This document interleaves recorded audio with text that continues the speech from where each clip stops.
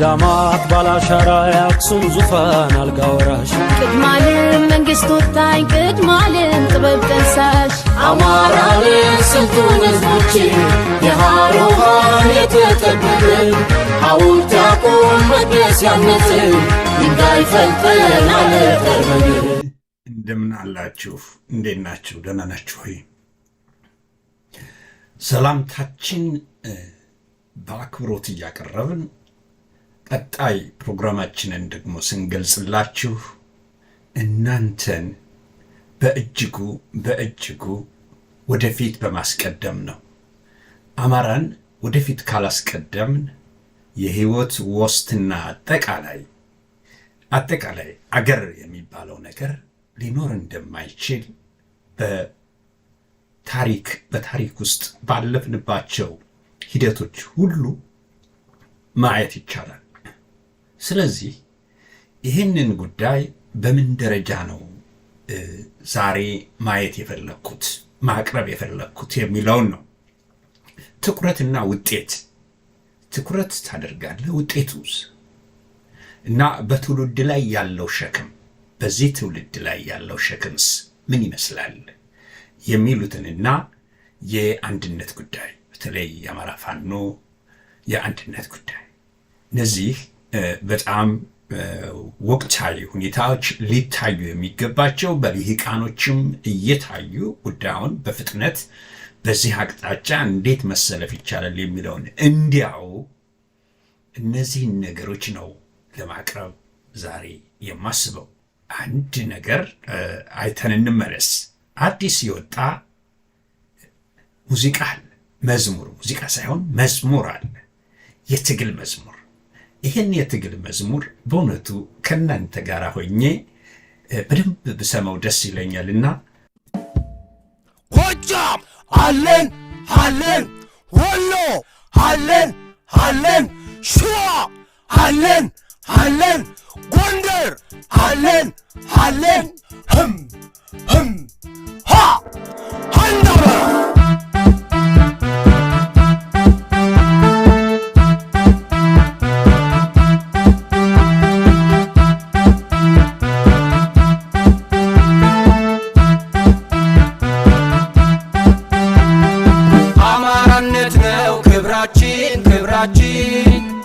ፋኖነት ነው አርማችን የትግል ስማችን የጉዞ ስንቃችን። አማራነት ነው ክብራችን ፋኖነት ነው አርማችን የትግል ስማችን የጉዞ ስንቃችን።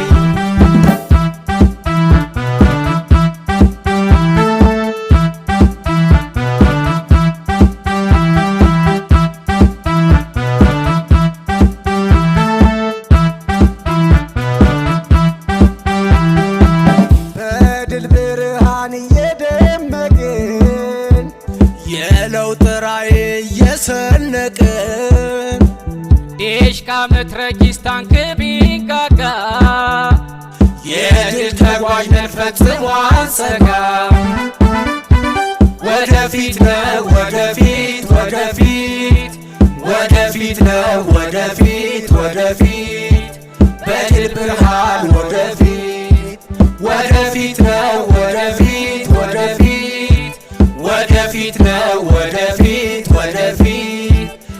በለውጥ ራዕይ ወደፊት የአባቶቻችን ራዕይ ሰንቀን የአማራ ልጆች ተነሳን ታጥቀን የማይበግረን የመድፍ ጋጋታ የማይፈትነን ገደል ኮረብታ ወደፊት ነው ወደፊት ነው ወደፊት በድል ብርሃን ወደፊት ነው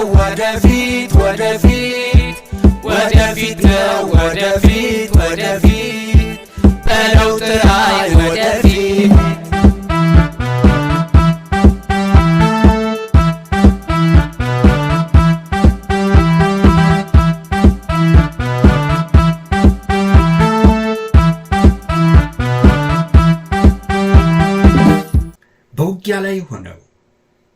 ከውጊያ ባሻገር ደግሞ ህብረተሰቡን ወይንም ትውልዱን ወይንም ተዋጊውን ኃይል ሊቀሰቅስ የሚችል ፋኖነትን ከፍ ሊያደርግ የሚችል መዝሙር እያዘጋጁ እንዲህ ለህዝብ ማቅረብ ከሚገባው በላይ ምስጋና ያስፈልጋል። ምክንያቱም ቀላል አይደለም። አንድ ጉዳይ ሲሰራ እንዲሁ ዝም ብሎ አይደለም እና በጣም ይሄ ትውልድ እየሄደ ያለበትን ሁኔታ ስናይ እጅግ የሚገራርም ነገሮችን በታሪክ ሰነድ ውስጥ እያስቀመጠ ነው ማለት ይቻላል። ሌላው ወደ የፍታሔ ንጉሴ ወይንም 6ኛ ክፍለ ጦር ስንሄድ ደግሞ ቃል አቀባዩ ያዘጋጀልን ነገር አለና እሱን ተከታትለን እንመለስ። አመሰግናለሁ። መምህር ፋኖ ታደገ ይሁን ይባላለሁኝ። የአማራ ፋኖ በጎጃም የቀኝጌታ የፍታሔ ንጉሴ ክፍለ ጦር ህዝብ ግንኙነት ነኝ። የቀኝጌታ የፍታሔ ንጉሴ ክፍለ ጦር በሚንቀሳቀስባቸው ቀጠናዎች ውስጥ መንግስት ነኝ ባዩ የአብይ አህመድ አራዊት ሰራዊት ቡድንና የአብይ አህመድ የደም ግብር አስቀጣዩ የካድሬ ስርዓት በህዝባችን ላይ ከፍተኛ በደል እያደረሰ መሆኑ ይታወቃል። ይህንን በማስመልከት በተለይም ደግሞ በህዝባችን ላይ የሚደርሱ ጫናዎችን ከገንዘብ ብዝበዛ አንጻር ልጆቻቸውን በአንድ በኩል ይገላሉ፣ ቤት ንብረታቸውን ያቃጥላሉ።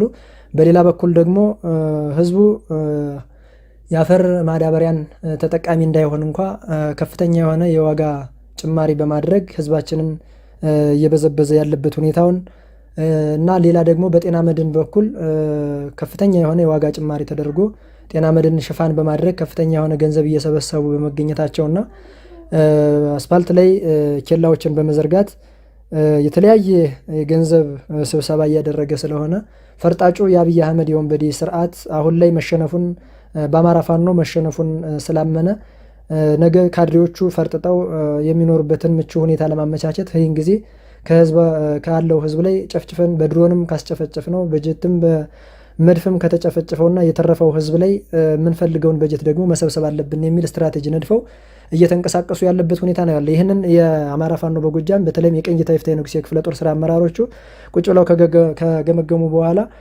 አስቸኳይ የሆነ የማስጠንቀቂያ መግለጫ ለማውጣት ተገደናል። በዚህም ሁኔታ ላይ ከአማራ ፋኖ በጎጃም ከቀኝጌታ የፍታሔ ንጉሴ ክፍለ ጦር የተላለፈ አስቸኳይ ማስጠንቀቂያ መልእክት አለ። እሱን ለሁሉም የአማራ ህዝብ ለአማራ ታጋዮች ማስረጽ ወይም ማሳሰብ እንፈልጋለን። ቀን 28/06/2017 ዓ.ም ከአማራ ፋኖ በጎጃም የቀኝጌታ የፍታሔ ንጉሴ 6ኛ ክፍለ ጦር በሚያስተዳድራቸው ቀጠናዎች የህዝብን ተጠቃሚነትና ከምንታገልበት የትግል ዓላማ አኳያ በወቅታዊ ጉዳዮች ላይ የተሰጠ ማስጠንቀቂያ። መንግስት ነኝ ባዩ የአብይ አህመድ ወንበዴ ቡድን አሁን የደረሰበትን ሽንፈትና ያለበትን የኢኮኖሚ ውድቀት ለመሸፈን ሲል በህዝባችን ላይ የተለያዩ የክፍያ መስፈርቶችን በማውጣት ህዝባችንን እየበዘበዘ ይገኛል። በተለይም ደግሞ ከዚህ ቀደም ከህዝብ ላይ ይሰበሰብ የነበረውን ግብር ማግኘትና ማስከፈል ስላልቻለ ብሎም በተለያዩ ስያሜዎች የሚሰበሰበውን ገንዘብ በፈለገው መንገድ ማግኘት ስላልቻለ አማራጮችን ተጠቅሞ ካዘናውን መሙላት ይፈልጋል። ለዚህ ዋነኛ ማሳያ ሆነው እየተገበሩ ያሉት ደግሞ ጥቁር አስፓልት ኬላ፣ ማዳበሪያ፣ ጤና መድንና መታወቂያ ናቸው። በእነዚህ ላይ ዋጋ ከመጠን በላይ በመጨመር ከህብረተሰቡ ገንዘብ መሰብሰብ አስቦ እየተንቀሳቀሰ ይገኛል። መንግስት አሁን ላይ መሸነፉን አውቆታል። ይህንን ወዳጅም ጠላትም ጠንቅቆ ያውቀዋል።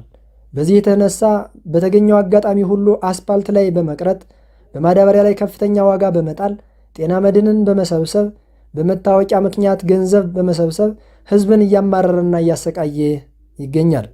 ተስፋ የቆረጠው የአብይ አህመድ የደም ግብር አስቀጣይ ካድሬ ከህብረተሰባችን ህጋዊ በሚመስል መንገድም በዘረፋም ለነገ መሸሻ የሆናቸው ዘንድ ገንዘብ እየሰበሰቡ መሆኑን ባለን ተከታታይ እይታ ገምግመናል። በመሆኑም ወቅታዊውን የህዝባችንን ቁመናና የጠላትን ሁኔታ በማገማገም የሚከተለውን የክልከላ መግለጫ እንደ ክፍለ ጦር አውጥተናል።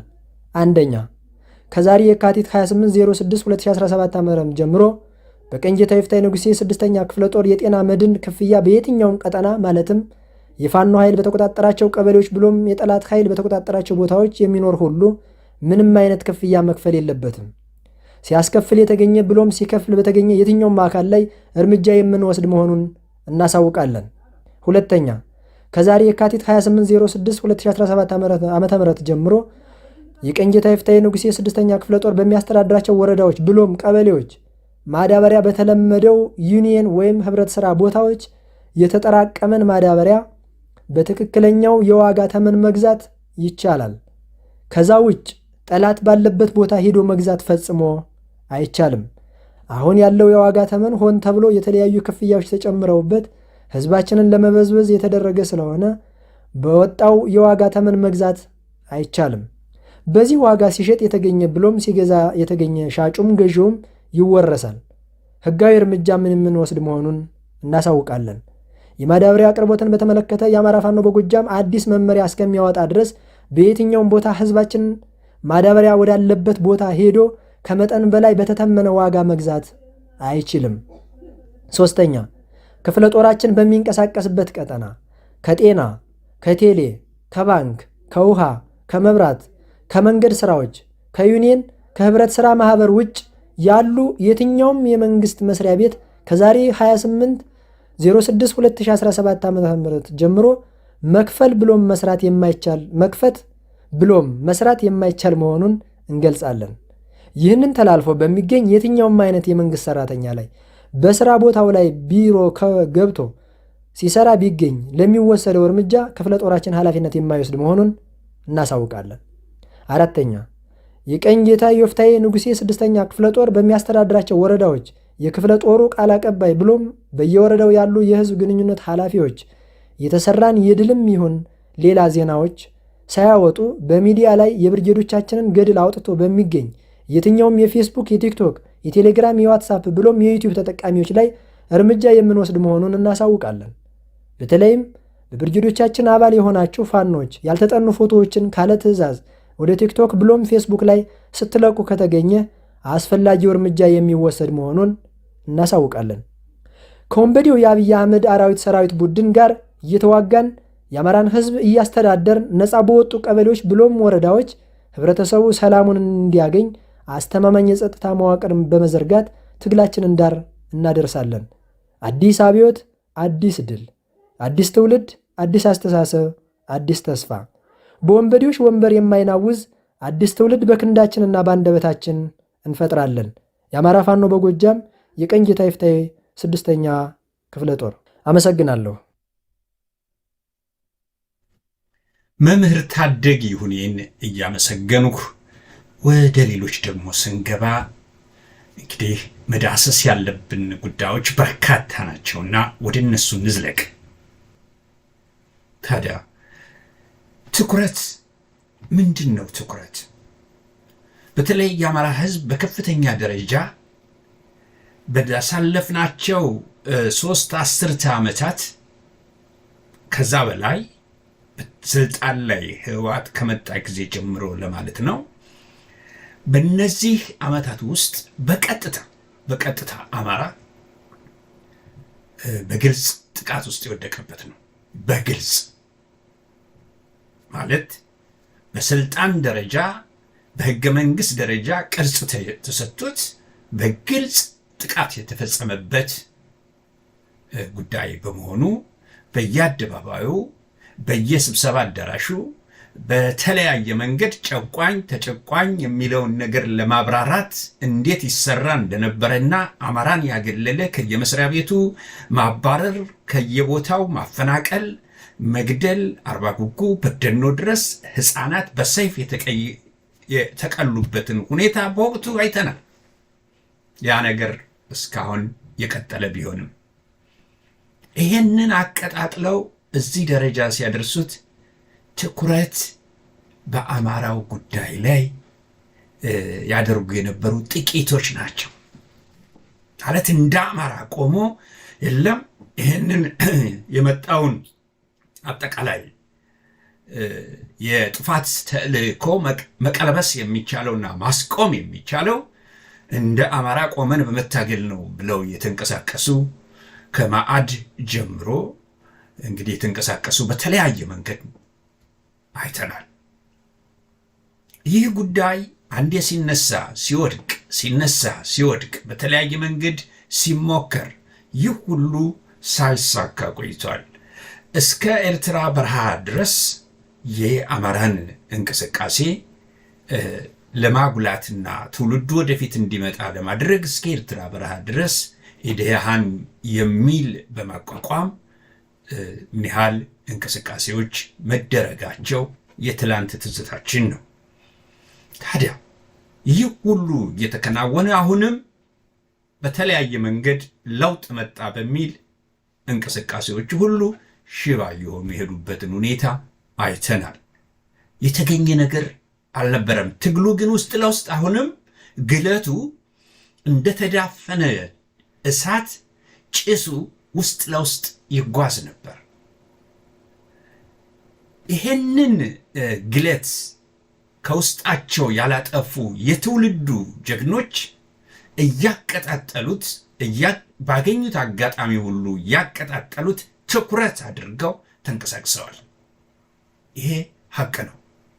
ይሄ እውነት ነው።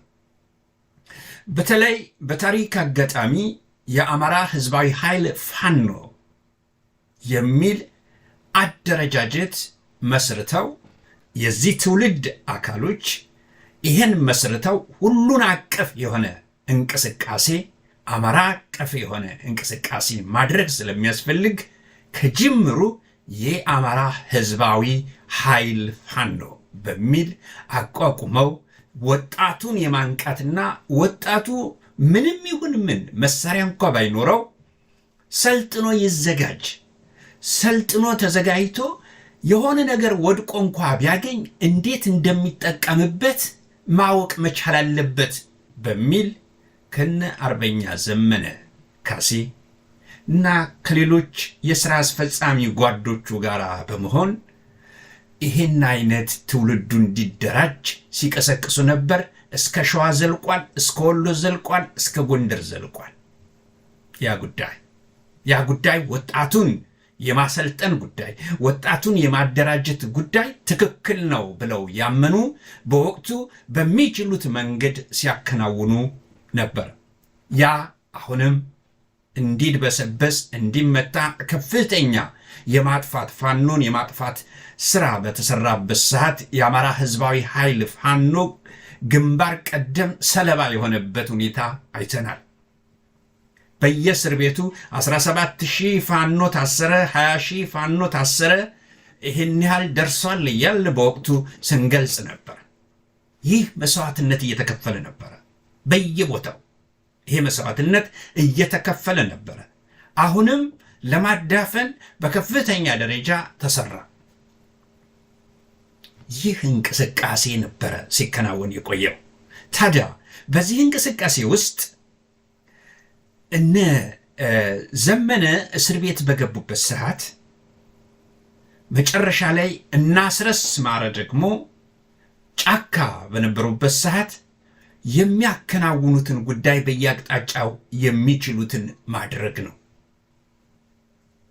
ከዛስ በነሻለቃ ዝናቡ ደግሞ የተጠናከረ ኃይል የሚወጣበትን ስራ ውስጡን ሰርተው እንዲህ አይነት እንቅስቃሴዎችን የሚያደርጉበት ትውልዱ ትኩረት አድርጎ ይንቀሳቀስ ነበረ። ትውልዱ አላቆመም ነበር። ይታፈናል፣ ይንቀሳቀሳል፣ ግን አላቆመም። በከፍተኛ ደረጃ ይሄድ ነበር ማለት ይቻላል።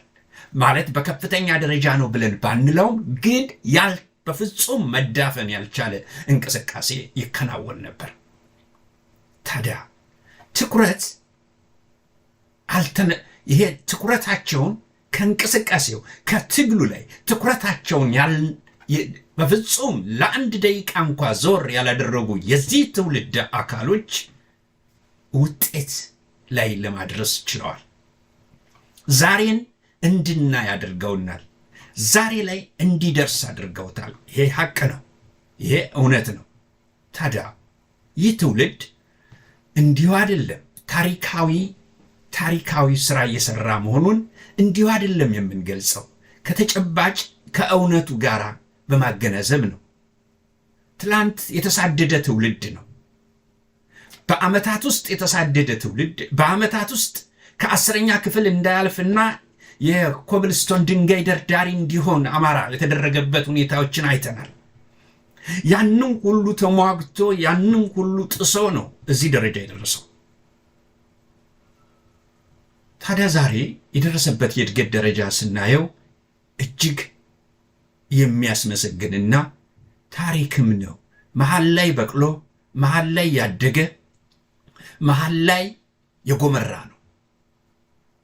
ይሄ እንግዲህ አዋቂዎች እንዴት ሊያስቀምጡት እንደሚችሉ በዚህ ደረጃ ራሱን የቻለ እውቅናን የሚጠይቅ ራሱን የቻለ አዘጋገብን የሚጠይቅና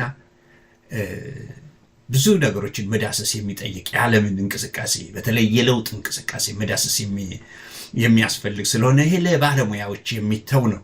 ግን እኛ እንዲሁ በፊት ለፊት በምናየው ግን እጅግ የሚደነቅ ትግል ነው።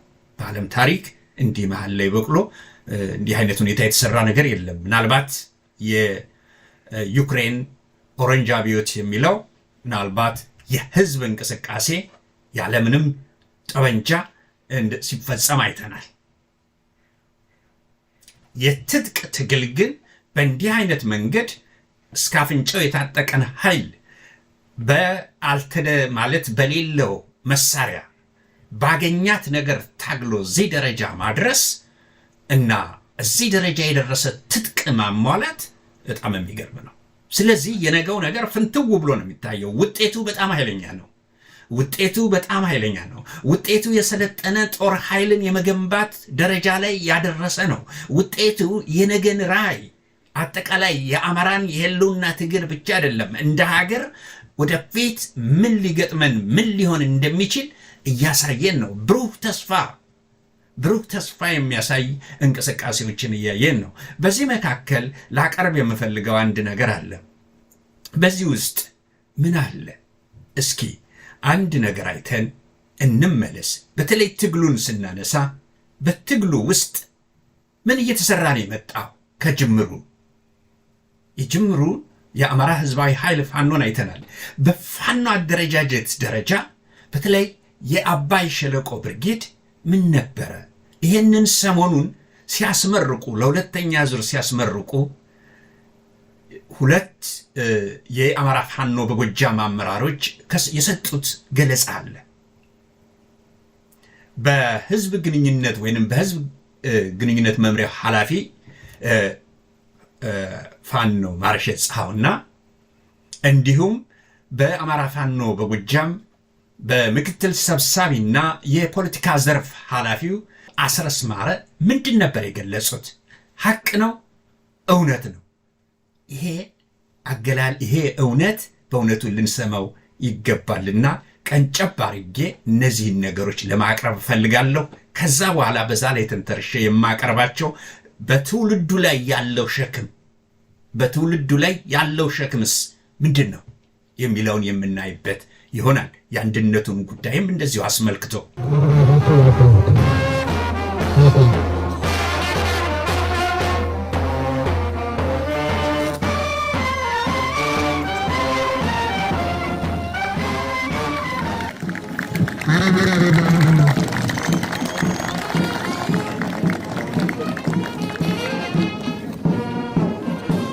ከዚህ በመቀጠል የሳሙኤል አወቀ ክፍለ ጦር ዋና የጦር አዛዥ የሆኑት መቶ አለቃ ይንገስ ወደዚህ መጥተው የአባልነትና መለዮ መፈቀዱን ያረጋግጡላቸዋል። በሞራል ወደ ዝጋጅ ሁሉ መቶ አለቃ ይንገስ ብርሃኑ የአማራ ፋኖ በጎጃም የ9ኛ ክፍለ ጦር ጦር አዛዥ። እንግዲህ ከዛሬ ጀምሮ የአማራ ፋኖ በጎጃም የ9ኛ ክፍለ ጦር የአባይ ሸለቆ ብርጌድ አባል መሆናችሁ ተረጋግጦ ቦኔት ለብሳችኋል ማለት ነው። አባልነታችሁ ተፈቅዷል። ከዚህ በመቀጠል በብዙ አስቸጋሪ ሁኔታዎች አልፋችሁ ለዚህ ቀን የደረሳችሁ ተመራቂዎች እንኳን ደስ አላችሁ፣ እንኳን አደረሳችሁ ማለት ወዳለሁ። ከዚህ ውጭ ብዙ አደራና ብዙ የቤት ስራ የተጣለባችሁ መሆናችሁን ታሳቢ አድርጋችሁ የሚጣልባችሁን ማንኛውም አደራና ማንኛውንም ግዳጅ በታማኝነትና በቅንነት ትወጡ ዘንድ ማስገንዘብ እወዳለሁ።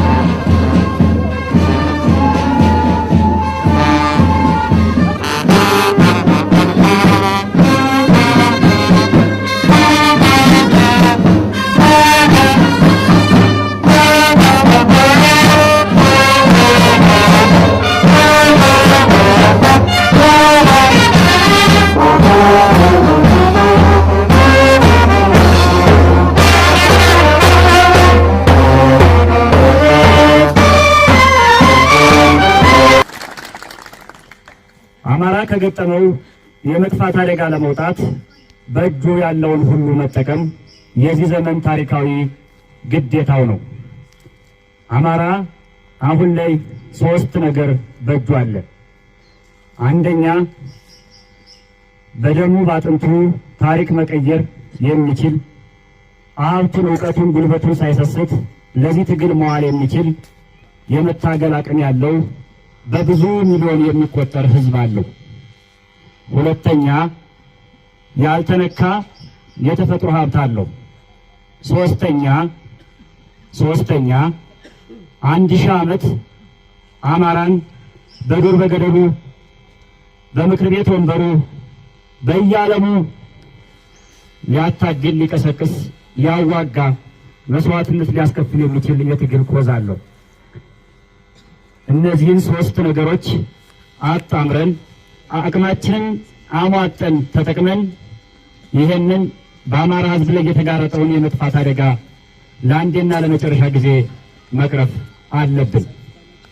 ስለዚህ በሚሊዮን የሚቆጠረውን ህዝባችንን አሰልፈን በሚሊዮን የሚቆጠረውን የመታገል የመዋጋት አቅም ያለውን የመሰልጠን ፍላጎትና እምቅ አቅም ያለውን ወጣት አሰልፈን አሰናርተን የአካል የአእምሮ የዓላማ ስልጠና ሰጥተን ወደዚህ ትግል መቀላቀል አለብን። በትሪሊዮን ዶላር የሚገመተውን አማራ የሚያመርተውንና አማራ ቆፍሮ ያላወጣውን የተፈጥሮ ሀብትና ሰው ሰራሽ ሀብታችንን አሟጠን ለዚህ የህልውና ተጋድሎ ማዋል ግዴታችን ነው።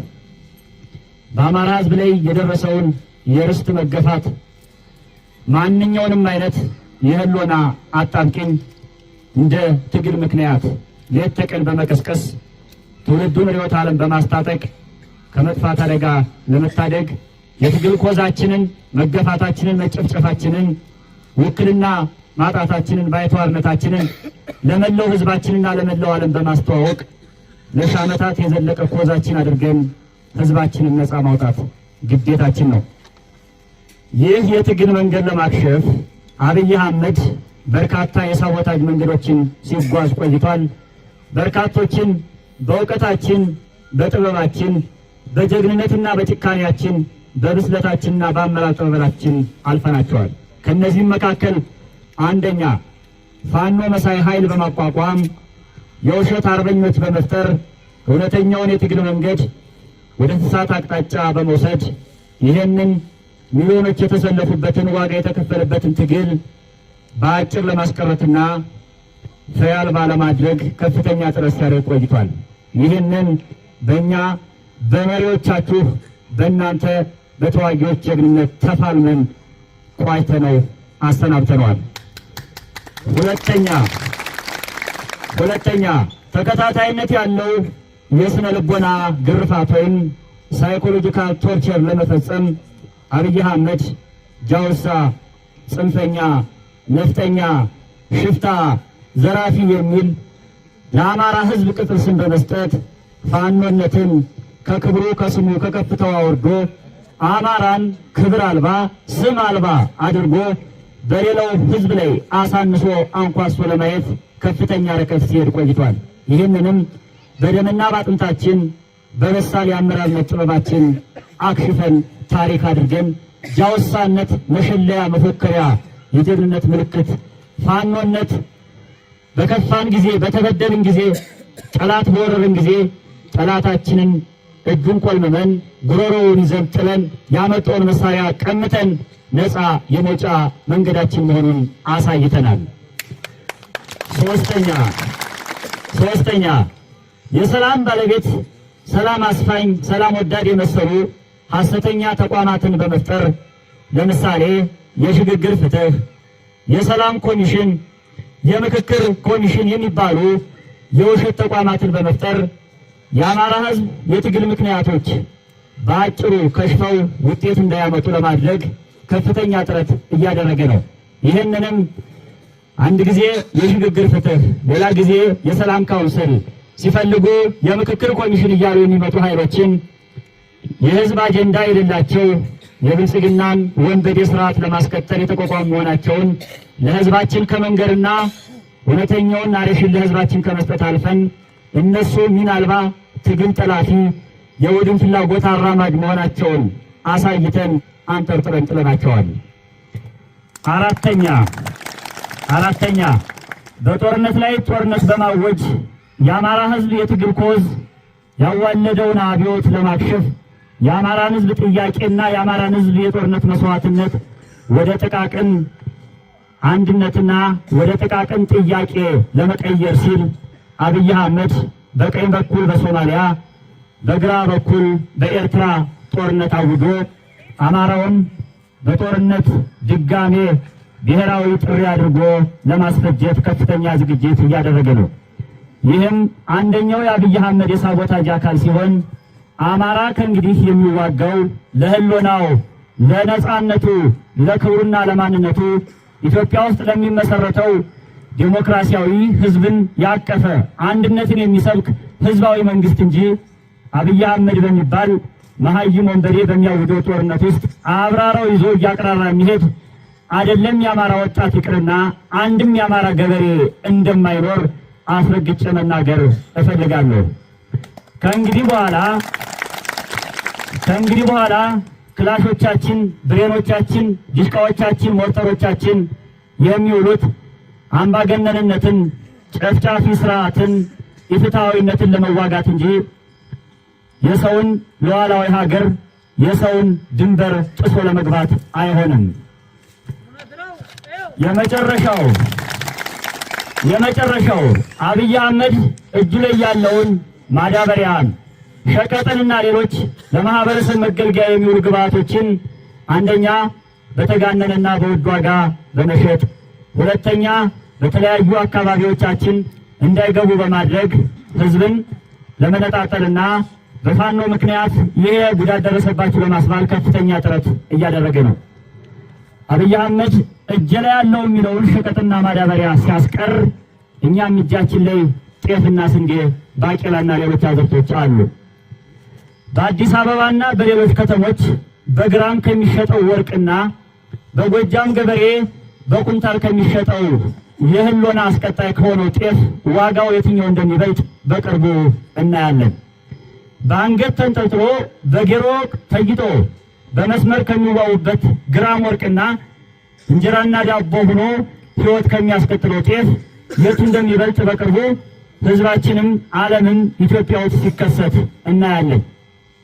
አብይ አህመድ ሸቀጣችንን፣ ማዳበሪያ፣ ሌሎች ለአማራ ህዝብ የሚያስፈልጉ የዕለት ከዕለት ግብዓቶችን ከከለከለ እኛም በእጃችን ያለውን ከልክለን 1 ግራም ጤፍ ከ1 ግራም ወርቅ በላይ እንዲሸጥ እናደርገዋለን።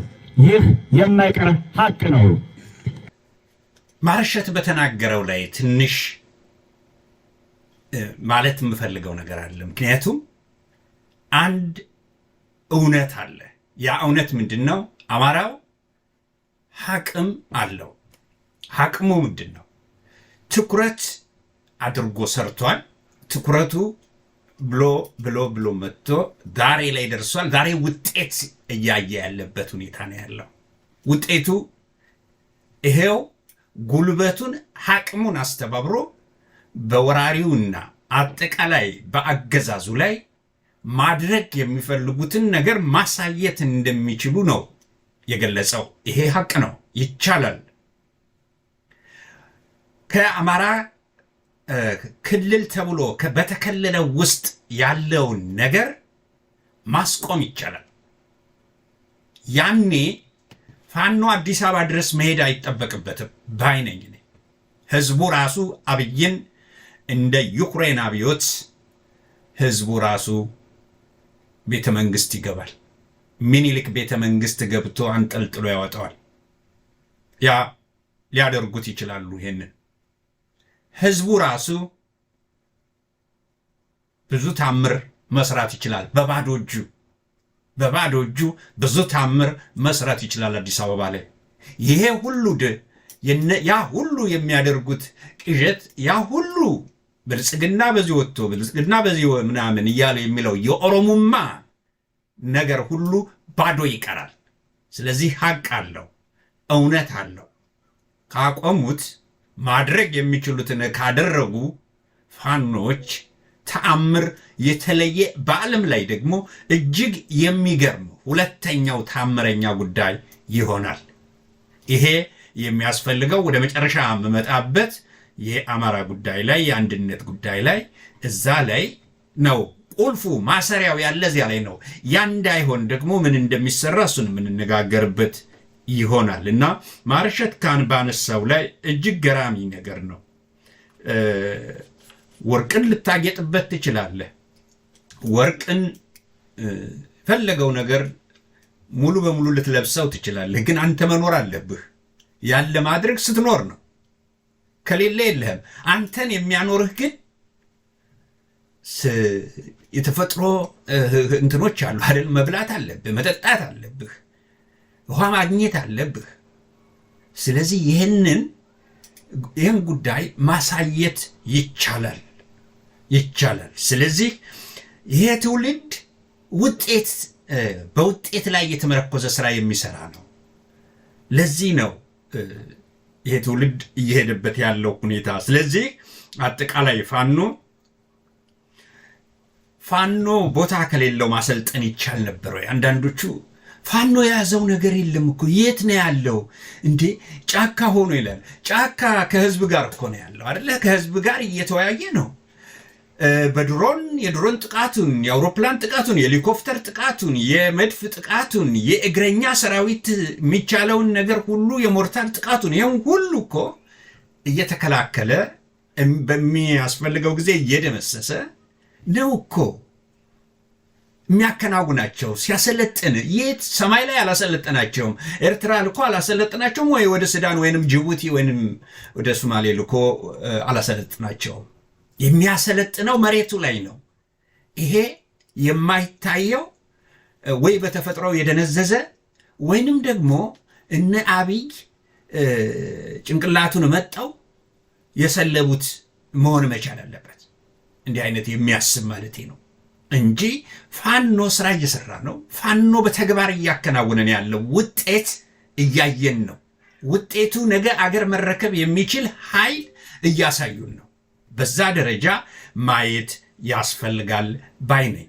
እስኪ በዚህ ወቅት ጠበቃ አስረስስ ምንድን ነበር የገለጸው የሚለውን እሱን አይተን እንመለስ።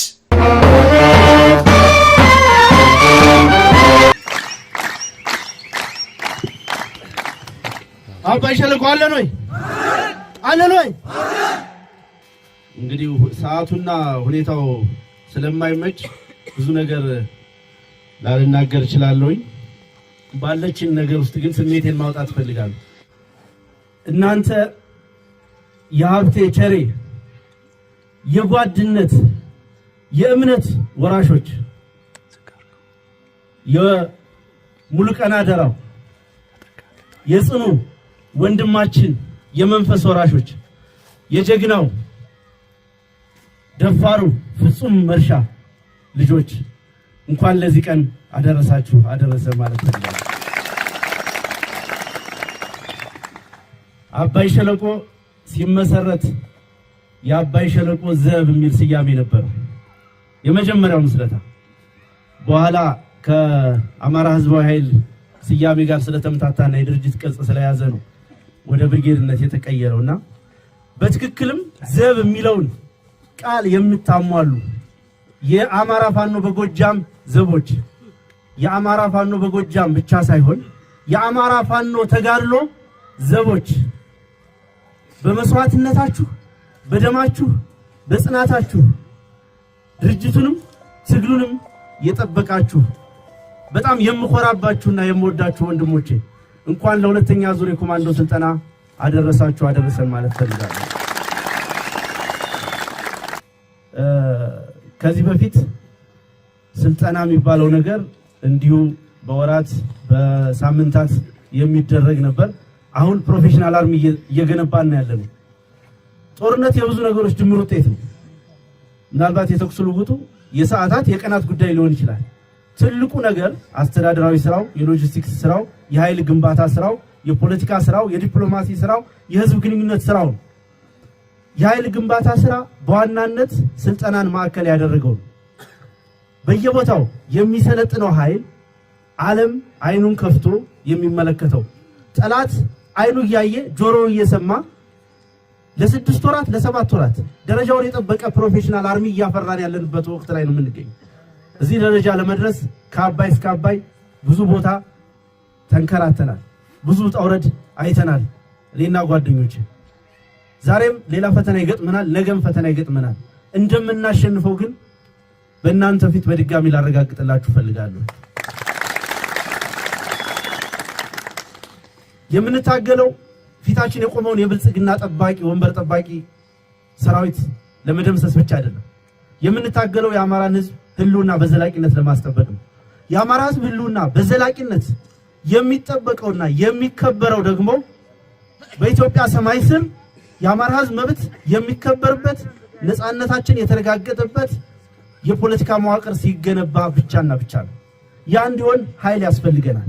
ያ እንዲሆን አሸባሪነትን የሚታገል የጸና ሰራዊት፣ ፕሮፌሽናል አርሚ፣ ዲሲፕሊን ያለው ቼን ኦፍ ኮማንድ ያለው የሚታገልለትን ዓላማ የሚያውቅ ጦር ሰራዊት መገንባት ያስፈልገናል።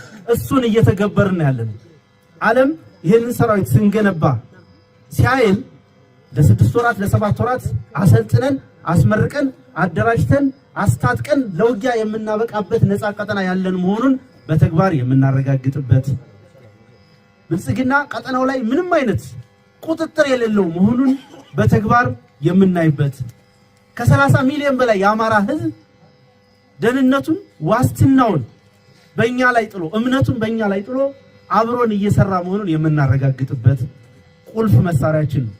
ቁልፍ የዲፕሎማቲክ ቱላችን ነው። ስልጠና የፋኖ ኃይሎች መንግስት በሚሆኑበት ጊዜ በትክክል ትክሻቸው መንግስትነትን ለመሸከም ብቁ ነው ወይ የሚለውንም መልእክት ለሌላው ብሔር ብሔረሰብ የምናስተላልፍበት ነው። በዚህ ደረጃ የምናሰለጥነው የምናስመርቀው ሰራዊት ካለን ነገ 4 ኪሎ ስንገባ መንግስት መሆን የሚችል ሀገር መጠበቅ የሚችል የሀገሪቱን ብሔራዊ ጥቅም ከዳር ዳር ማስጠበቅ የሚችል ኃይል ይዘን መገኘት እንዳለብን የምናሳይበት ነው። በቀጠናው ያሉ በግራም በቀኝም የተሰለፈው ኃይል ከኛ ጋር ለመስራት የሚያማትርበት የሚወስንበትንም ጭምር ምልክት እየሰጠን መሆኑን ግንዛቤ ውስጥ ማስገባት ይጠበቅብናል። በእውነት ከዚህ የበለጠ ማብራሪያ የሚያስፈልግ አይመስለኝም። ፋኖ በከፍተኛ ደረጃ እየተንቀሳቀሰ ነው የሚል ባለፈው ፕሮግራም ለማቅረብ ሞክሬያለሁኝ። በከፍተኛ ደረጃ ራሱን ካላዘጋጀ አገርን መረከብ ቀላል አይደለም። ምክንያቱም ይሄ የተበላሸ ሰራዊት ነው ያለው። አሁን ኦሮሞማ ያበላሸው የአንድ የጎሳ ፖለቲካ አራማጅ የሆነና ህዝብን በህዝብነት ፈርጆ የሚያጠፋ፣ የሚደፍር፣ የሚዘርፍ፣ የሚያሳድድ ሰራዊት ነው። ይህን ሰራዊት መልክ ለማስያዝ ያልቻሉ ጀነራሎች ደግሞ የዛ ስርዓት ዋና አስፈጻሚ ሆነው ይህንን ህዝብ በድሮንም በጀትም በከባድ መሳሪያም እያስጨፈጨፉ ያሉ የዚህ የአገዛዙ የኦሮሞማ አገዛዝ አንድ ጎሳዊ ትስስር ስላላቸው ከዛ የመነጩ ክፍሎች መሆናቸውና ከዛ ውጭ የሆኑት ደግሞ አእምሯቸው የተመጠጠ የተሰለቡ ጀነራሎች፣ የተሰለቡ መኮንኖች፣ ወታደሮች ሌላ ብሔረሰብም ቢሆኑ ማለት ነው በዛ ውስጥ የተካተቱ ናቸው። እነዚህ አገርን አገር ሊያደርጉ አይችሉም። ምክንያቱም እስካሁን የወሰዱት እርምጃ የለም፣ ታይቷል። ቀላል አይደለም። በዚህ 1 ዓመት ተኩል ውስጥ እነኚህ ክፍሎች ህዝብን አንጨፈጭፍም አላሉ። ከብርሃኑ ጁላ ጀምሮ ያሉት በተዋረድ ህዝብን ለመጨፍጨፍ ዝግጁ ሆነው ህዝብን በተለያየ መንገድ ሲያስጨፈጭፉ እያየን ነው። ነዋሪ ህዝብን ምንም የማይሳተፍን ያልታጠቀን ህዝብ ሲያስጨፈጭፉ ለነሱ ምንም አይመስላቸውም። ህፃናት ሲጨፈጨፉ ምንም አይመስላቸውም። ሲታረዱ ምንም አይመስላቸው። ስለዚህ እነሱ የሚፈልጉት ዓላማ አለ፣ ያንን ማስፈጸም ነው። በዚያ ውስጥ የተሰለፈው አማራ በተለይ ይሄ ሚኒሻ አድማ ብተና የሚባል እንዴት አማራ ሊሆን አማራነትን እንዴት እንዴት ነው? እንዴት ሸጠው? እንዴት ከውስጧ አውጥቶ ባርነትን ተቀበለ? ይሄ የተሰለበ መሆን አለበት እና ስልብ አማሮች በተለያየ ዘርፍ የተሰለፉ አሉ። ብአዴን ስልብነት አእምሮው ቅብ ነው፣ የተቀባ አማራ ነው፣ ስልብ ነው። ስለዚህ የተሰለበ ሁልጊዜም ላለቃው ያደገድጋል። ላለቃው የሚያደገድግ ስልብ አማራ አለ። በየትኛውም በጸጥታ ዘርፍ በሚሉትም ይሁን በተለያየ መንገድ ያለው በሙሉ ይሄ አለቆቻቸው በሙሉ የተሰለቡ ናቸው። አለቆቻቸው ተሰልበው እነሱንም የሰለቧቸው ናቸው። ስለዚህ ይሄ ሚኒሻ አድማ ብተና ምናምን የሚባለው ከኦሮሞማ ጋር ሆኖ ሊያገለግል አይችልም ወደፊት ከታየ። ስለዚህ ኃይል ማዘጋጀት የፋኖ ድርሻ ነው። አገርን አገር አድርጎ ለማቆየት ፋኖ ከስር ከስሩ ማሰልጠን መቻል አለበት። ይሄ እጅግ የሚመሰገን ውጤታማ ስራ ነው። በየአቅጣጫው ነው። በነገራችን ላይ ባለፈው ፕሮግራም አቅርብ ያለው በየአቅጣጫው የፋኖ ስልጠና እየተካሄደ ነው። አሁን ደግሞ የአማራ ፋኖ በጎጃም የሳሙኤል አወቀ ክፍለ ጦር 9ኛ ክፍለ ጦር ማለት ነው የአባይ ሸለቆ ብርጌድ ታምር እየሰራ ነው ያለው። የአባይ ሸለቆ ብርጌድ መልእክቴ ይድረሳችሁ፣ ሰላምታ ይድረሳችሁ። በጣም የምትመሰገኑ ናችሁ። በርቱ። ነገ ተሻግራችሁ ብዙ ታምር የምትፈጽሙ እንደምትሆኑ ጥርጥር የለኝም። ምክንያቱም የጀግና ዘር ናችሁ፣ የአማራ ልጆች ናችሁ። ስለዚህ ጀግንነትን እንዲሁ ዝም ብሎ ትላንት የተሸከማትን ያደረጋችሁት አይደለም። ስለዚህ የዚህ ትውልድ በዚህ ትውልድ ላይ ያለው ሸክም ቀላል አይደለም። ትውልዱ ላይ ያለው ሸክም ምንድን ነው? በትውልዱ ላይ ያለው ሸክም ልሂቃኑ እያጓተተ ይህንን ዘመናት በሙሉ ጉዳቱን ሊቀንሰው አልቻለም። አንዴ ትዝ ይለኛል የአማራ ምሁራን መማክርት ጉባኤ የሚል ተቋቁሞ ነበር። በብአዴን የሚመራው የአማራ ምሁራን መማክርት ጉባኤ ተቋቁሞ ስብሰባዎችን ሲያደርግ ነበረ። ግን አልቀጠለበት። ማለት ከስሩ የመነጨ እውነተኛ የአማራን ኮዝ ይዞ በቃ ሊል የሚችል ምሁር ተጠቃሎ ተደራጅቶ መጥቶ ያን ሊያስቆም የሚችል የለም። ከስርዓቱ ጋር በተያያዘ መንገድ የሚንቀሳቀስ በመሆኑ የትም ሊደርስ አልቻለም። በዛ ወቅት ይነገሩ የነበሩ ምንድነው? የአማራ ቁጭቶች እየተገለጹ ነበረ። የአማራ ላይ እየደረሱ ያሉት ነገሮች እየተከናወኑ ግን ሊፈጽሙት አልቻሉ። ስለዚህ ሁሉም ነገር እዚህ ትውልድ ላይ ነው የተጫነው። ሁሉም ነገር ለዚህ ትውልድ ያ ሁሉ ሸክም የ69ን በለው 66ን በለው 50ዎቹን በለው ይሄ ሁሉ ተጠራቅሞ መጥቶ የወደቀው በዚህ ትውልድ ላይ ነው። ይሄ ትውልድ ኃላፊነት ወስዷል። ለዚህ ደግሞ አስረግጦ አሳምነው ጽጌ ገልጾታል። ጀነራል አሳምነው ጽጌ ይሄንን ዘመን በጥንቃቄ አይተን ካልተሻገርነው የትውልዱን ኃላፊነት ጠቅሶታል። ዋጋ እንደሌለን ማለት ነው። ምክንያቱም አስቀድሞ ታይቶት ነበር። አስቀድሞ የሚተነብይ ጀነራል ነበር። እንዲህ አይነት ብሩህ አእምሮ ያላቸው አስቀድመው እንዲጠፉ ይደረጋል። ስለዚህ ይሄንን አደራ የተሸከመ ነው። ሸክሙን ሊያቃልልለት የሚችል ምሁራኖች በተለይ በውጭ ሀገር ያለው በነፃነት የሚኖረው ይሄ ልሂቃን የሚባለው ልሂቃን ስንል በብዙ መንገድ ነው። በሀብቱ የተደራጀ፣ በእውቀቱ የተደራጀ፣ በዲፕሎማሲያዊ እንቅስቃሴው የተደራጀ ኃይል ሆኖ ወጥቶ ይሄን ትውልድ ሊያግዝ በሚችልበት ደረጃ ላይ አይደለም። አንድነቱን ያንን ሊያደርግ በሚችልበት ደረጃ ላይ አይደለም። በየቦታው ቁጭ ያለ ነው። እንደ ሀገሬ የጤፍ ክምር አይታችኋል። የጤፍ ወደ ክምርነት ከመቀየሩ በፊት በትንሹ የሚከመር ነገር አለ እየታጨደ። እንደዛ ቁጭ ብሎ ነው ያለው። ይሄ አይደለም ለአማራ ህልውና ትግል የሚያስፈልገው። ስለዚህ ልሂቃኑ ይህን ትውልድ ሊደግፈው አልቻለም። አደባባይ ላይ ወጥቶ አልደገፈው። አደባባይ ላይ ሲባል በግልጽ ወጥቶ ይሄው በአቅም ደረጃ አለውህ፣ በዲፕሎማሲያዊ ደረጃ አለው አንተ ስራውን ስራ አለው እኔ ማድረግ የምችለው ይሄንን እችላለሁ ብሏል። ጥቂቶቹ ናቸው እየተንቀሳቀሱ ያሉት። አቅሙን ቢያስተባብረው እኮ በአንዴ ድራሹን ማጥፋት የሚችል ነው። ግን ገና ነው፣ ተኝቷል። ዛሬም እኮ ስለ እንትን የሚያወራ አለ። አማራው በድሮን እየተደበደበ የኢትዮጵያ ጉዳይ እንዲያው አደረጃጀቱ እኮ በኢትዮጵያ አይነት ነገር ቢሆን የሚል አለ። እዚህ በድሮን እየተጨፈጨፈ እንዴት ሰው ጭካኔ እንዲህ ሊያደርግ ይችላል ይልሃል በአንድ በኩል። ቀጥሎ ደግሞ አደረጃጀቱ ትንሽ እንደው ፋኖ እንዴት ነው የሚያደርገው የኢትዮጵያን ጉዳይ ምናምን እንደዚህ ይላል። በመጀመሪያ ደረጃ አማራ ሁንና አማራነትን አንዴ ወደፊት አምጣው፣ ልክ እንደ ወጣቶች። ያን ጊዜ ታገኘዋለህ የምትፈልገው። ከጠላት እንኳ እንዴት ሰው አይማርም? ከጠላት ከወዳጆቹ ከልጆቹ የሚደረገውን ነገር እንኳ መማር ካልቻለ ከጠላቶቹ አሰላለፍ እንኳ እንዴት ሰው አይማርም? በሂደት በእድሜ ልኩ ሰው እንዴት አይማርም? እንዲህ አይነት አሉ። ግን ይሄ ሲባል ጥቂት ልሂቃኖች እጅግ የምትከበሩ እጅግ የምትመሰገኑ አላችሁ።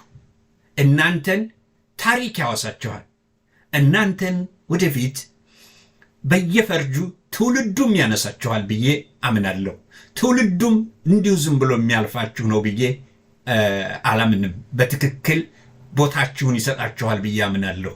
ስለዚህ በዚያ ደረጃ ስናየው በእጅጉ በትውልዱ ላይ ያለው ሸክም ቀላል አይደለም። እናቃልለት፣ አንድ እንሁንና የዲፕሎማሲያዊ ስራውን እንስራለት።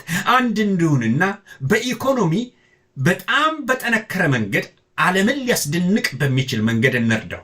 ይሄ ለጎታችሁ ግን ገንዘብ ስትሰጡ እናያለን። ጎታችሁ ፈንቃዩ ከአገዛዙ ጋር እኩል የፋኖን እንቅስቃሴ ለማጥፋት ከሚሄድ ጋር ግን በፋኖ የሚምል የሚገዘት ለሱ ግን የሆነ ነገር ስታደርጉ እናያለን።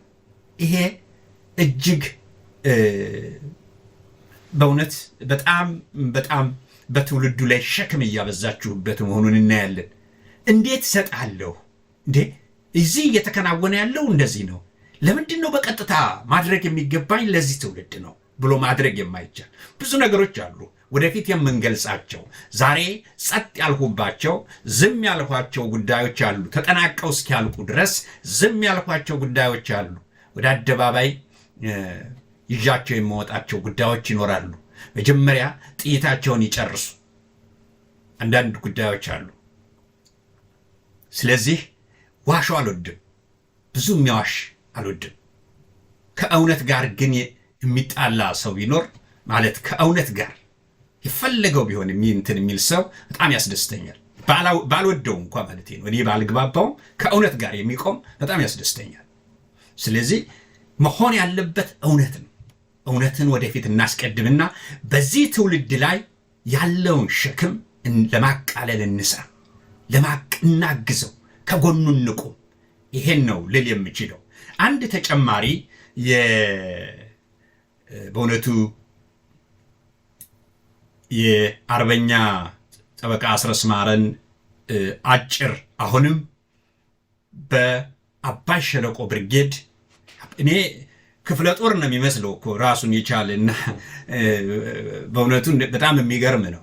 የአባይ ሸለቆ ብርጌድ አንድ ብርጌድ እንግዲህ አስቡት። የአማራ ፋኖ በጎጃም የሚናገረው የነጠሩ ጉዳዮችን ነው። በእውነት እኔ ከታዘብኩት አኳያ አንድ ብርጌድ ሊያሟላ የሚገባውን አቅም ያሟላ ነው። አንድ ክፍለ ጦር ሊያሟላ የሚችለውን ያሟላ ነው። በዚህ ደረጃ ነው የሚንቀሳቀሱት። አሁን ደግሞ ወታደራዊ ኃይሉን በተማከለ መንገድ ሊሄድ የሚችልበትና ነገ አገር ሊረከብ በሚችልበት ደረጃ ወታደራዊ ስልጠናዎችን የወሰደ ከስሩ እያዘጋጀ በየብርጌዱ በየክፍለ ጦሩ ላይ ሊታቀፍ በሚችልበት ደረጃ እየሰራ ነው። በጣም የሚያስመሰግን ነው። ለዚህ ነው ደፍሬ የምናገረው። አርአያነቱ መልካም ነው። መልካምን መልካም ማለት ስለሚያስፈልግ ደግ ነገርን ጥሩ ስራን ጥሩ ነው ብሎ ማለት ስለሚያስፈልግ ስለዚህ ወዳጅም ጠላትም ጉዳዩን በግልጽ የሚያየው ስለሆነ ከዚህ አኳያ አሁንም የአባይ ሸለቆ ብርጌድ እንደ ሌሎች ብርጌዶች በአማራ ፋኖ በጎጃም ውስጥ እንግዲህ በርካታ ብርጌዶች ናቸው 9 ክፍለ ጦሮች ውስጥ ብዙ ብርጌዶች ነው ያሉት በእያንዳንዱ ክፍለ ጦር ውስጥ 4 5 6 ብርጌድ ያለበት ደረጃ ጉዳይ ነው ያለው ይሄ ቀላል ኃይል አይደለም በአንድ ክፍለ ጦር ውስጥ በወታደራዊ ሳይንስ እንቅስቃሴ ውስጥ ከተለያዩ ነገሮች እንደምረዳው ከ10,000 ያላነሰ ኃይል ሊኖረው ይገባል ያንን ፋኖ ያሟላ መሄድ መቻል አለበት ወታደራዊ ኃይሉን በሚገነባበት ሰዓት እና በዚህ ደረጃ ነው ያለው ይሄ እንቅስቃሴ እጅግ የሚያበረታታ ነው በርቱ ነው የሚለው የአማራ ፋኖ በጎጃም ሳሙኤል አወቀ ክፍለ ጦር እጅግ የሚገርም እንቅስቃሴ እየተደረገ ያለበት ሁኔታና ብዙ ነገር ለማዳከም የተሰራበት አካባቢ ነው አንዴ ወደ ኢናጭ አንዴ ወደ ጎንቻ አንዴ ወደ ምን እየተባለ በዛ አካባቢ ላይ የነበላይ የጀግኖችን ታሪክ ለማቆሸሽ የሚሰራበት ደባ አንዴ ቀላል አይደለም ስለዚህ በበላይ ጊዜም ባንዳ ነበረ አሁንም ባንዳ አለ ያንን ባንዳ ተቋቁመው ነው በከፍተኛ ደረጃ እየተራመዱ ያሉትና እጅጉን በርቱልን ነው የምለው ግን አንድ ነገር ማሳየት ስለሚያስፈልግ አሁንም ወደሱ ይጃችሁ ልግባ በጋራ ማየት መቻል አለብንና የምያልሽዋ የለም ወይ ባገር ከበላይ ሊጎጃም የለም ወይ ባገር ጥላት ድንበር ሲሻገር ፈረሰላቶ ልኩን ያውቅም ጎጃም ገብቶ እንጂ ተገብቶ ያውቅም ታሪክ መስኩር ብራና ያውጣ ማርያም ብሎ ጎጃም ከመጣ አፈለፍ ግንባር ያንተ የጠላቱ እንደም ሳያንጠፈጥ ሃይዘር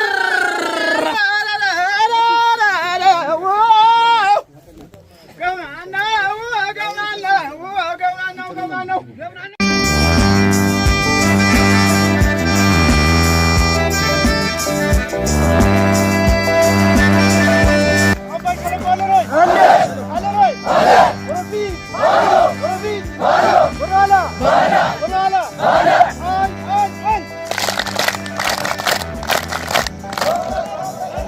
አባይ ሸለቆ አለሎይ ወረፊት ወደኋላ አንድ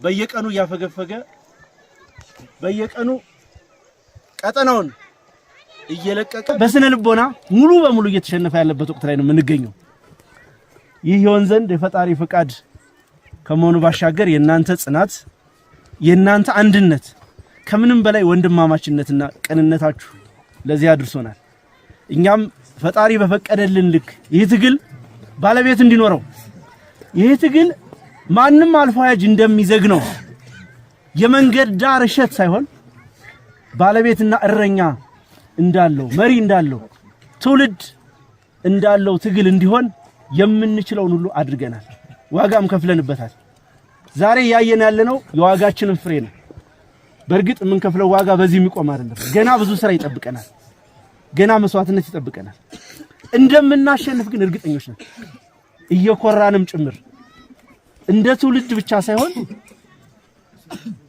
እንደ አካባቢ ተወላጅም ጭምር በዚህ ዘመን በአንድ ወቅት በእነ አርበኛ በላይ ዘለቀ ዘመን የነበረውን የጎጃም ኢሊት መልሰን ወልደን እኛ ምክንያቱ ነን ይሄ ጄነሬሽን የአማራን አንገት ቀና ያደረገበት ዘመን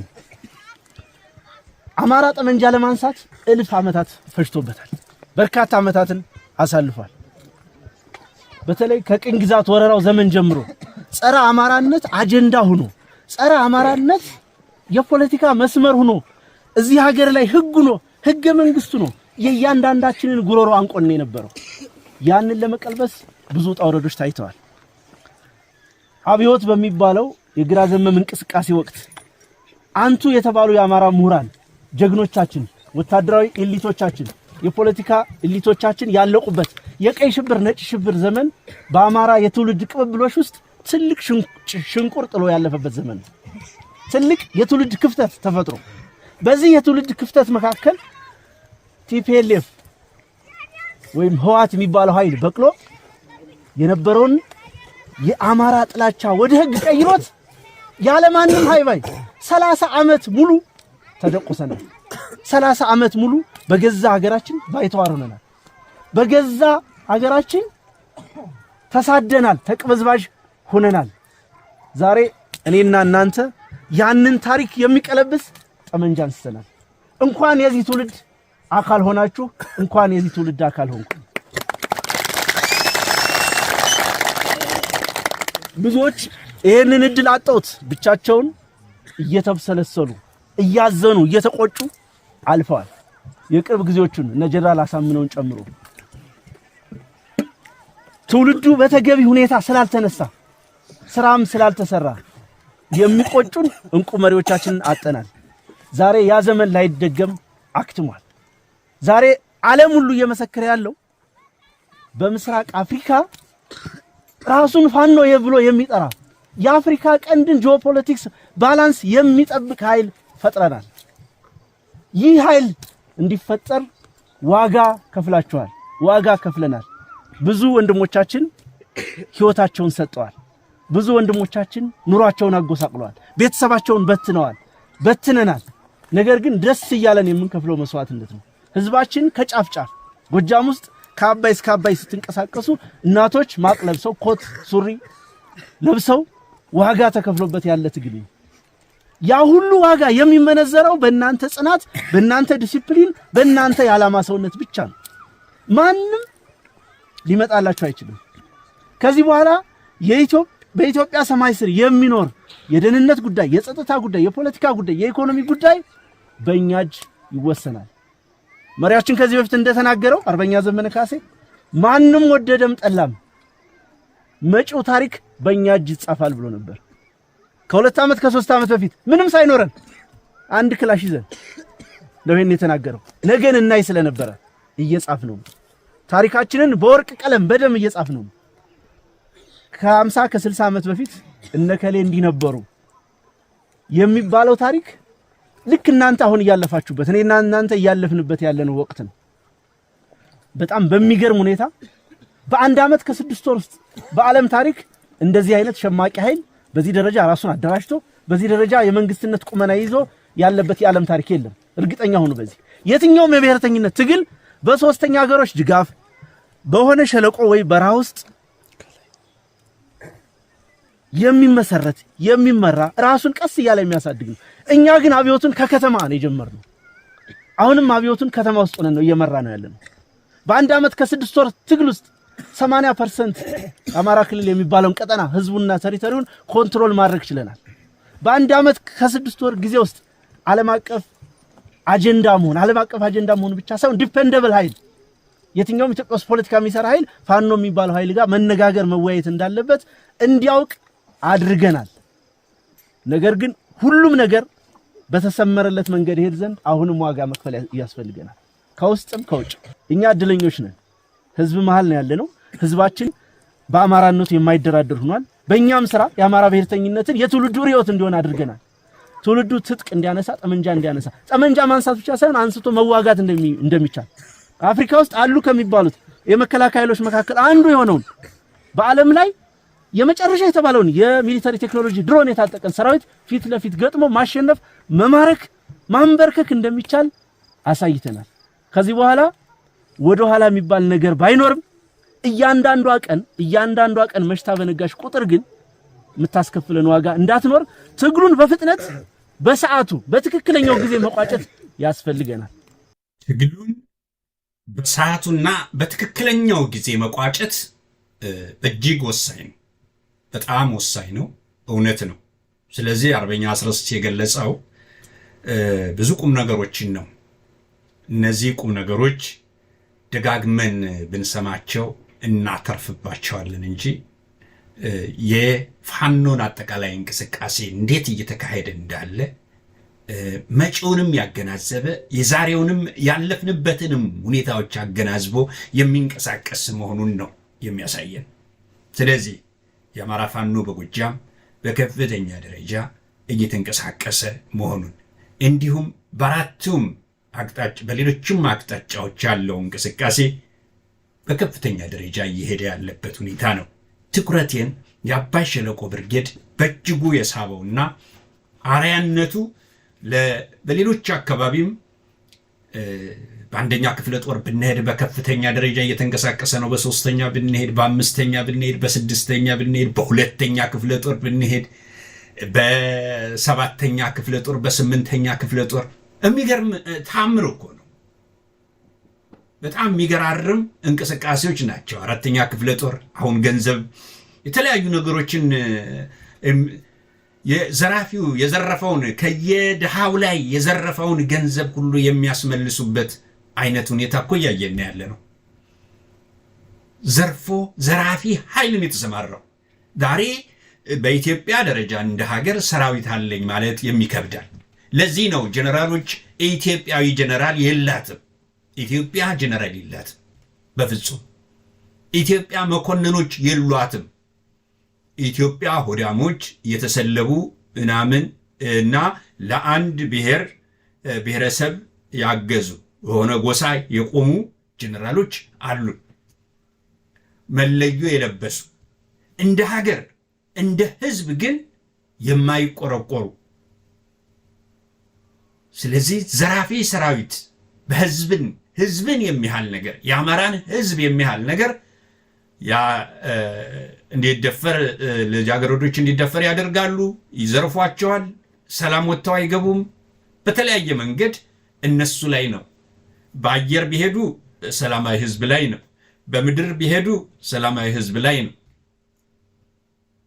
ሰላማዊ የምንለውን ለኔ ቃሉ ትኑ ብዙ ባይስማማኝም ማለት ያልታጠቀ ከዚህ ወታደራዊ ጉዳይ ላይ ከሚደረገው አብዮት ጋር መሳሪያ ይዞ ያልተሰለፈ ማለት ነው። ኑሮውን የሚኖር ያ ማለት አይደግፍም ወይንም በሐሳቡ አይደግፍም ማለት አይደለም። ይህንን ትግል ግን መሳሪያ ይዞ የማይንቀሳቀስ ታጥቆ የማይንቀሳቀሰውን ህፃናትን፣ ሽመጋግሌዎችን የሚገል የሚረሽን ማለት ነው። ስለዚህ በዚህ ደረጃ ያለ ሁኔታ ነውና ስለዚህ ለዚህ ደግሞ ራሱን የቻለ ኃይል ማዘጋጀት ስለሚያስፈልግ በየአቅጣጫው የሚደረገው እንቅስቃሴ በጣም መልካም ነገር ነው። ለዚህ አንድ መደረግ ያለበት ነገር ግን አሁንም ቢሆን መዘንጋት የሌለብን አለ። ጥሩ ነው። እንቅስቃሴው በጣም አስፈላጊ ነው። በጣም አስፈላጊ ነው በየአቅጣጫው። አንድ ግን ጥያቄ አለ። ይሄ ጥያቄ በእርግጥ በጥንቃቄ እየሄዳችሁበት ነው። በጥንቃቄ ጉዳዩን እያያችሁ ነው። ጠላቶቻችሁ ደግሞ የአማራ ጠላቶች ደግሞ አንድነቱ እንዳይሳካ በከፍተኛ ደረጃ አገዛዙ እየሄደ ነው። የዶላር ስብስቡ በከፍተኛ ደረጃ አንድነቱን አይፈልገውም። ይሄ ዶላር ፋኖ አንድነቱን አይፈልገውም። ምክንያቱም በተዘዋዋሪም በቀጥታም ባይሆንም በተዘዋዋሪ ከወራሪው ጋር የሚያገናኘው ፋኖን ማዳከም። እነሱ ያሉበት ከሆነ ፋኖን ሰብስበው እቅዳቸው በእነሱ ስር ቢሆን ኖሮ በድርድር ስም ወስዶ ማስገባት ፋኖን እና እንደነ ብርሃኑ ነጋ የትምህርት ሚኒስትር፣ የማስታወቂያ ሚኒስትር፣ የምናምን ሚኒስትር መሆን ነው። ስለዚህ ክልሉ ላይ ደግሞ በክልሉ የጸጥታ ዘርፍ ምናምን የክልሉ እንትና ሆኖ መረከብ የሚፈልጉ ናቸው። እነዚህ ክፍሎች ሲደመሩ በአጠቃላይ የአማራን የህልውና ትግል የሚያንኮላሹ ናቸው። ወራሪውም አጠቃላይ ብአዴንም በዚህ ደረጃ የተሰለፉትም ይሄ ነው። ምክንያቱም የአንድነት ጸር አይሆንም። አንድነትን ትክክለኛ አንድነትን ይናፍቅ ነበረ። እውነተኛ የአማራ ህልውና ጉዳይ የሚያሳስባቸው ቢሆን ኖሮ እውነተኛ አንድነትን ይናፍቅ ነበረ። ተሯሩጦ ሊከፋፍል የሚችል ስራዎች ባልተሰራ ነበር። ብዙዎቹ ገልጸዋል። ትክክል እንዳልሆነ በተጨባጭም ታይቷል። በየአካባቢው የማጥራት እንቅስቃሴ ሲደረግ በተለይ በጎጃም ውስጥ ያለውን አማራ ለመከፋፈል የተሰራውን አትከፋፍሉን፣ ልትከፋፍሉን አይገባችሁም፣ እኛ ለአንድነት እየሰራን እናንተ ደግሞ ልትበትኑን አይገባችሁም ብሎ በሽምግልና የሚሰራውን በሽምግልና ሽምግልና እምቢ ያለውን ደግሞ በጉልበት አንድ ሲያደርጉ አይተናል። ስለዚህ አማራ አሁንም አንድ ሆናችሁ ልትመጡ ይገባል። ይሄን በአፋጣኝ ካላደረጋችሁት በጠላቶቻችን አጀንዳ ሰጭነት በማጓተት የተለያዩ ነገሮች ቅርጽ እንዲይዝ ለማድረግ ስራ እየተሰራ ነው። አንዱ ጋራ ተስማምቶ ሊሰራ በማይችልበት ደረጃ ቀመር እየተቀመረ ነው።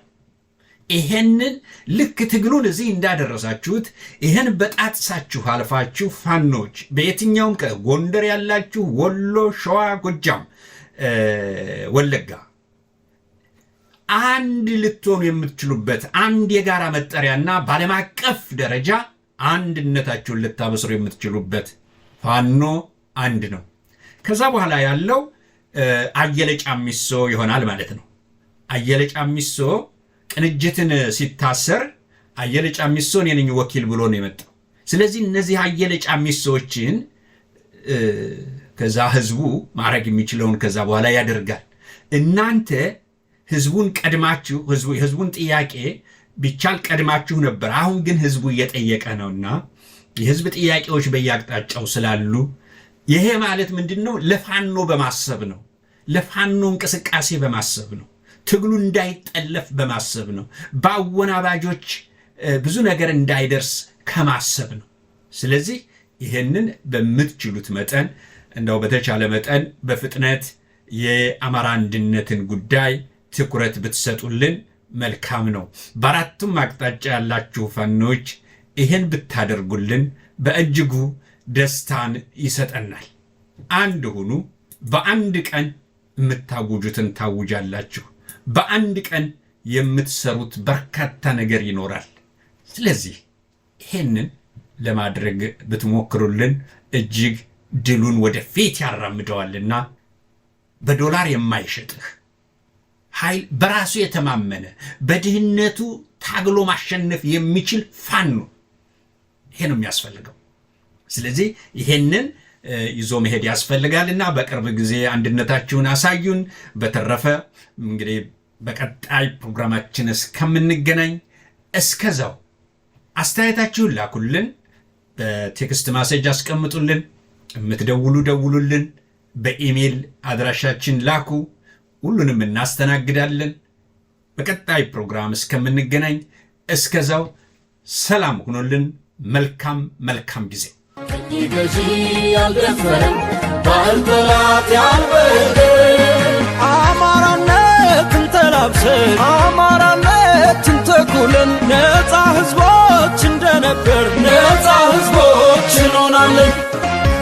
አማራንን ነፃ ህዝቦች ታሪክ ባምኑ የዘከረን ቀኝ ገዢ ያልደፈረን ባህል ጠላት ያልበደለን አማራነትን ተላብሰን አማራነትን ተኩለን ነፃ ህዝቦች እንደነበር ነፃ ህዝቦች እንሆናለን። ከአገር ዘርፈን